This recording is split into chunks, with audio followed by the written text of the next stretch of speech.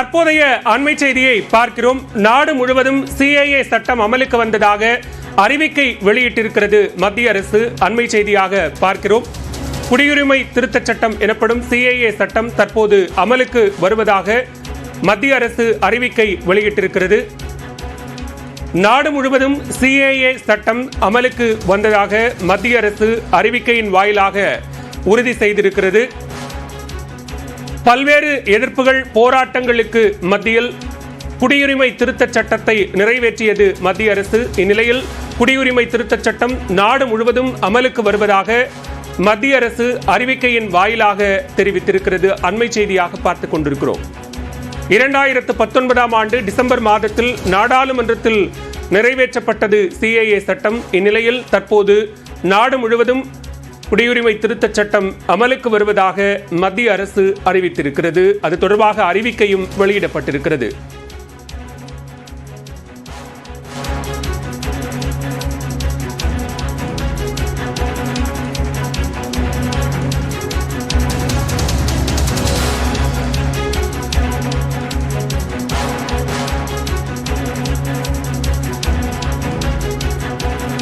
நாடு முழுவதும் சிஏஏ சட்டம் அமலுக்கு வந்ததாக அறிவிக்கையின் வாயிலாக மத்திய அரசு தெரிவித்திருக்கிறது.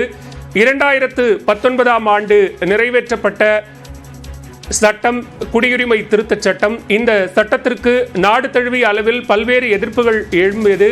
இந்நிலையில் அந்த சட்டத்தை மத்திய அரசு நிறைவேற்றிய நிலையில் தற்போது நாடு முழுவதும் சிஏஏ சட்டம் அமலுக்கு வந்ததாக அறிவிக்கையின் வாயிலாக மத்திய அரசு உறுதி செய்திருக்கிறது. கூடுதல் விவரங்களோடு இணைகிறார் எமது டெல்லி செய்தியாளர் சுசித்ரா. விவரங்கள். குடியுரிமை திருத்த சட்டம் தற்பொழுது அதிகாரப்பூர்வமாக இந்தியாவில் அமலுக்கு வந்திருக்கிறது. இதற்கான அறிவிப்பாணையை மத்திய உள்துறை அமைச்சகமானது வெளியிட்டிருக்கிறது. கடந்த 1955 ஆண்டு கொண்டு வரப்பட்ட குடியுரிமை சட்டத்தில் திருத்தம் செய்யப்பட்டு கடந்த 2019 ஆண்டு டிசம்பர் 10 இந்த இந்திய குடியுரிமை திருத்த சட்டத்தினுடைய அந்த சட்டமானது நாடாளுமன்றத்தில் நிறைவேற்றப்பட்டது. குடியரசுடைய ஒப்புதலுக்கு பிறகு அது சட்டமானாலும் அதற்கான அந்த அதிகாரப்பூர்வ விதிமுறைகள் என்பது வகுக்கப்படாமல் இருந்ததன் காரணமாக அந்த அதிகாரப்பூர்வ அரசாணை வெளியிடுவதில் தாமதம் ஏற்பட்டு வந்தது குறிப்பிடத்தக்கது. கடந்த 2014 ஆண்டு டிசம்பர் மாதத்திற்குள் ஆப்கானிஸ்தான், பாகிஸ்தான் மற்றும் பங்களாதேஷ் ஆகிய நாடுகளில் இருந்து புலம்பெயர்ந்து இந்தியாவிற்கு வந்த இந்து, சீக்கிய, ஜெயின், பௌத்த மற்றும் கிறிஸ்டியன் மதத்தை சார்ந்தவர்களுக்கு இந்திய குடியுரிமை வழங்குவதற்கான வழிவகை செய்யும் ஒரு வகையில்தான் இந்த இந்திய குடியுரிமை திருத்த சட்டம் என்பது 2019 ஆண்டு கொண்டு வரப்பட்டது.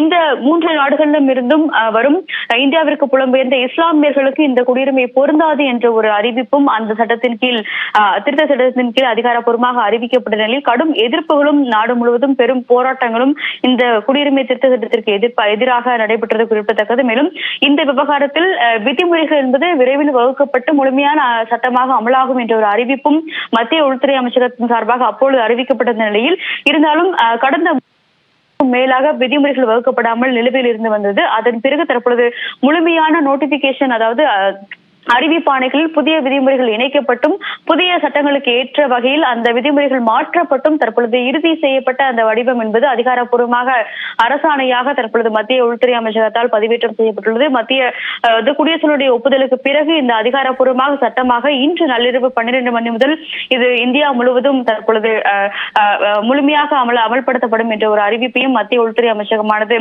வெளியிட்டிருக்கிறது.